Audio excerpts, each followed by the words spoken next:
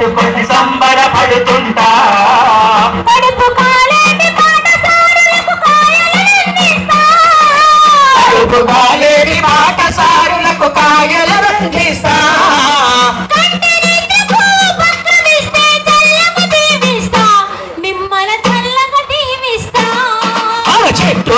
చెట్టమ్మను నేను చెట్టును నేనురా. మనిషి మనుగడకు ప్రాణం పోసే అమ్మను వెళ్ళి పందిల పెద్ద మనిషిలో వేడి కొమ్మనవుతా.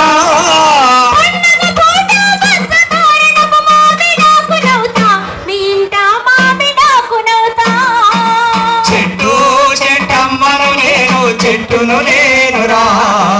మనిషి మనుగడకు ప్రాణం పోసే అమ్మను నేనురా. మీ అమ్మను నేనురా.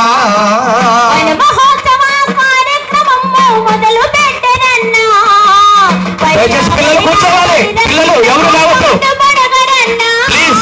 టీచర్స్ అందరూ కూడా అక్కడ చూడాలి. పరిరక్షణకు పాటుపడగరండి. పర్యావరణ పరిరక్షణకు పాటుపడగరండి.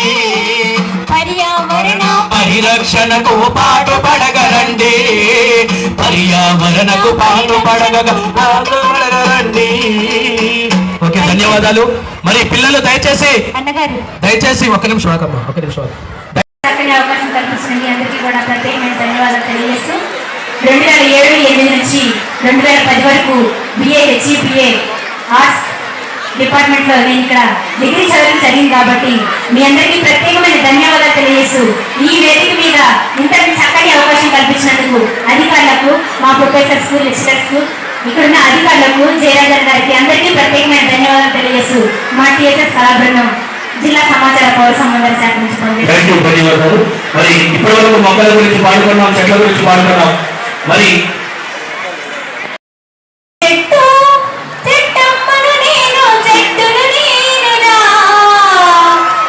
మనిషి మనుగడకు ప్రాణం పోసే అమ్మను నేనురా.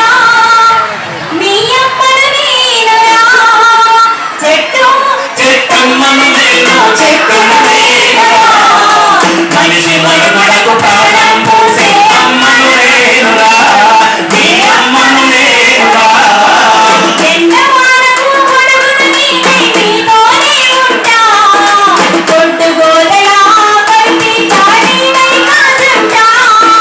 కొట్టుగోదలా కలిపి చాలీనై కాచుంటా. కొట్టుగోదలా కలిపి చాలీనై కాచుంటా. నిగనిగని చక్కని చెట్లకు నిగనిగని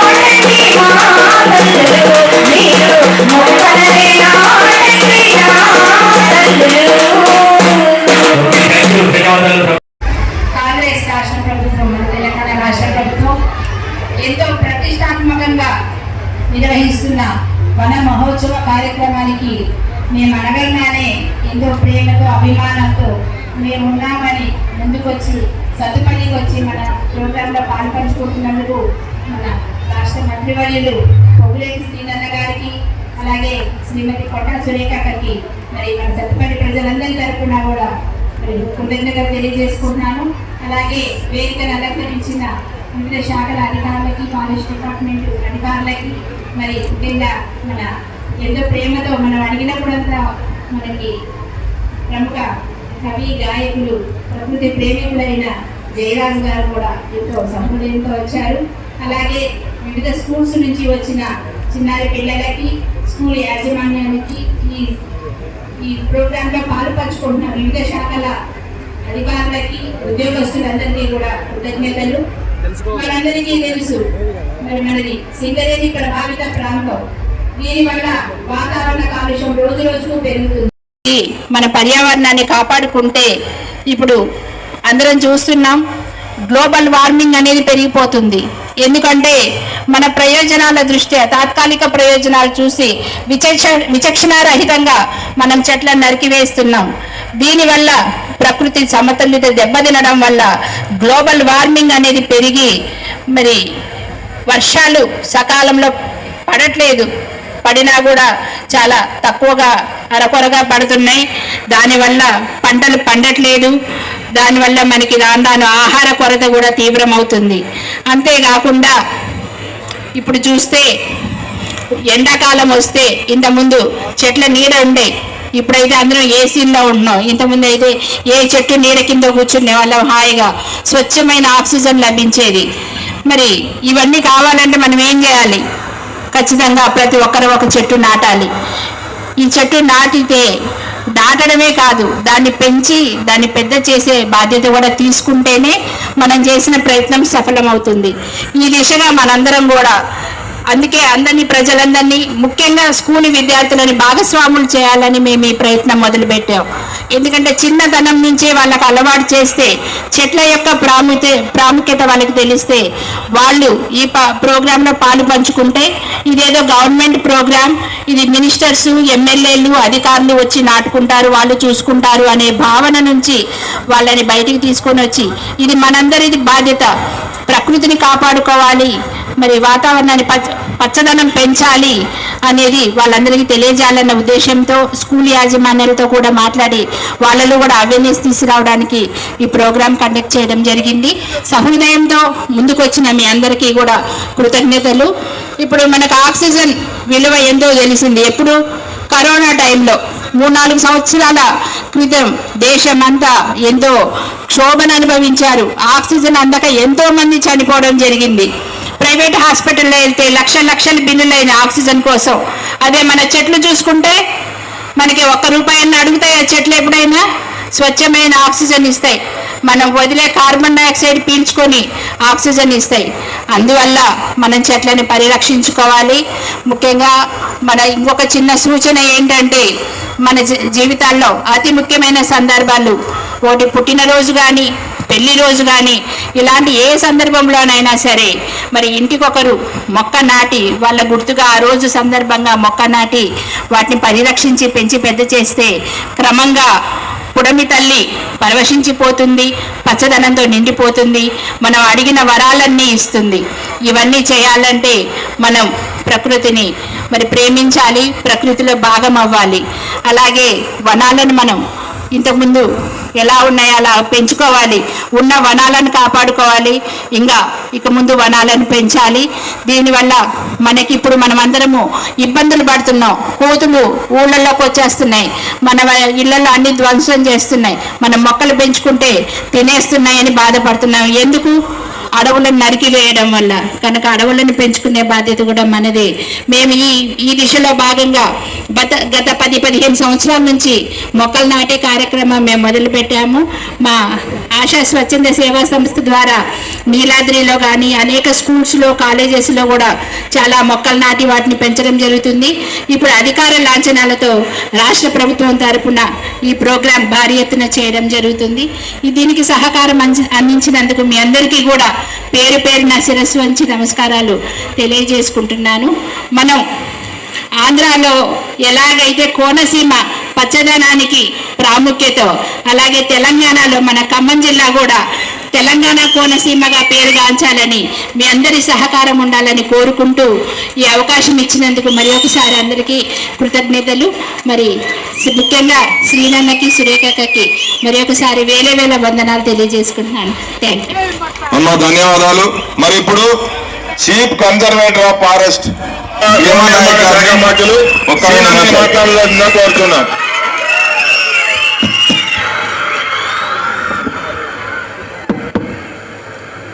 సభకి నమస్కారం. సభాధ్యక్షురాలు, మనందరి అభిమాన నాయకురాలు, స్థానిక శాసనసభ్యురాలు సోదరిమణి రాగమయ్య దయానంద్ గారికి సహచర మంత్రివర్యురాలు, మనందరికీ అక్క, తెలంగాణ రాష్ట్రంలోనే కాదు తెలుగు రాష్ట్రాల్లో సురేఖక్క తెలియని వాళ్ళు ఉండరు. ఈ కార్యక్రమానికి ఆహ్వానించడంతోనే అంగీకరించి వచ్చినందుకు సురేఖక్క గారికి, వేదిక మీద ఉన్న environmental and forest principal secretary గారు నదీం అహ్మద్ గారికి, సిసిఎఫ్ గారికి, డిఎఫ్ఓ గారికి, అదే రకంగా జయరాజ్ గారికి, జాయింట్ కలెక్టర్ గారికి, మున్సిపల్ కమిషనర్ గారికి, ఇంకా సిసిఎఫ్ గారు చెప్పాను. వేదిక మీద చాలా మంది ప్రజాప్రతినిధులు ఉన్నారు, పుర ప్రముఖులు ఉన్నారు. వేదిక ముందు ప్రింట్ అండ్ ఎలక్ట్రానిక్ మీడియా మిత్రులు ఉన్నారు, చిన్నారి బాలబాలికలు, పుర ప్రముఖులు, చాలా మంది పెద్దలు వచ్చారు. ఈ కార్యక్రమానికి మనస్ఫూర్తిగా ప్రతి ఒక్కరికి శిరస్సు వంచి కృతజ్ఞతలు, అభినందనలు. చాలా సంతోషం. ఈరోజు ఆశా ఫౌండేషన్ పేరుతో పదవి ఉన్నా లేకపోయినా ప్రజలలో ఒక అవేర్నెస్ తీసుకొచ్చే కార్యక్రమాన్ని మొదటి నుంచి దయానంద రాగమయ్య గారు గడిచిన 20 సంవత్సరాల నుంచి ఈ ఫౌండేషన్ పేరుతో స్వచ్ఛంద కార్యక్రమాలు అనేకమైనవి చేశారు.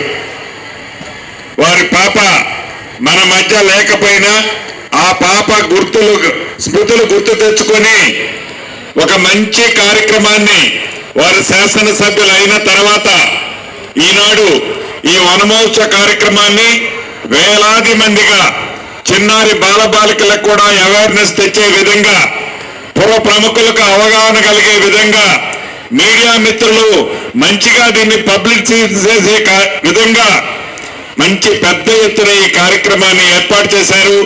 మనస్ఫూర్తిగా ముందుగా ప్రభుత్వంలో వారు ఉన్న ప్రభుత్వ పక్షాన మంత్రిగా, అటవీ శాఖ మంత్రిగా మా అందరి తరఫున వారి కుటుంబానికి అభినందనలు, కృతజ్ఞతలు తెలియజేస్తున్నాను. అడవుల గురించి, పచ్చదనాన్ని గురించి, పరిశుభ్రత గురించి చాలా వివరంగా మనిషి మనుగడ కలగాలి, ఉండాలి అంటే ఈ పచ్చదనానికి ఉన్న ప్రాధాన్యత ఎంత, ఈ చెట్లను పెంచడం వల్ల వచ్చే లాభం ఏంటి, మనం ఆరోగ్యంగా వెనక పెద్దోళ్ళు 100 ఏళ్లు బ్రతికారు అంటే దానికి కారణం ఈ చెట్లే అనేది ఇంతకు ముందు పెద్దలు చాలా స్పష్టంగా వివరించారు. ఇది నిజం కూడా. ఇందాక కవి గారు జయరాజు గారు చెప్పినట్లు చాలా అద్భుతంగా ఈ వృక్షం యొక్క ప్రాధాన్యత, ఈ చెట్టు యొక్క ప్రాధాన్యత మొక్కైన దగ్గర నుంచి నిత్యము మనిషి లెగిసిన ఉదయం దగ్గర నుంచి రాత్రి పడుకునే వరకు, చివరికి మనము చనిపోయిన తర్వాత కూడా ఈ వృక్షం యొక్క ఈ కట్టెలతో ఆ ప్రాధాన్యత, ఈ మనిషికి ఉన్న అవసరాన్ని చాలా స్పష్టంగా ఒక కవిత రూపంలో జయరాజు గారు వివరించారు. నిజం కూడా అది. ఒక్క నిమిషం మీరు ప్రశాంతంగా ఆలోచిస్తే ఈ పచ్చదనం యొక్క గొప్పతనం, మనం ఎన్ని టెన్షన్లో ఉన్నా, ఎన్ని ఇబ్బందుల్లో ఉన్నా ఒక పచ్చగా ఉన్న చెట్ల మధ్యలోకి మనం పోతే మనకి తెలియకుండానే మనలో ఒక ప్రశాంతత, మనం ఆలోచించుకునే జ్ఞానాన్ని ఆ పచ్చదనం మనకిస్తుంది. చెట్లే కదా ఏముంది అని అనుకుంటే కాదు. చెట్టును పెంచటం చాలా కష్టం, చెట్టును నరకటం చాలా ఈజీ. పెంచాలంటే చాలా శ్రమించాలి, చెమటను కార్చాలి.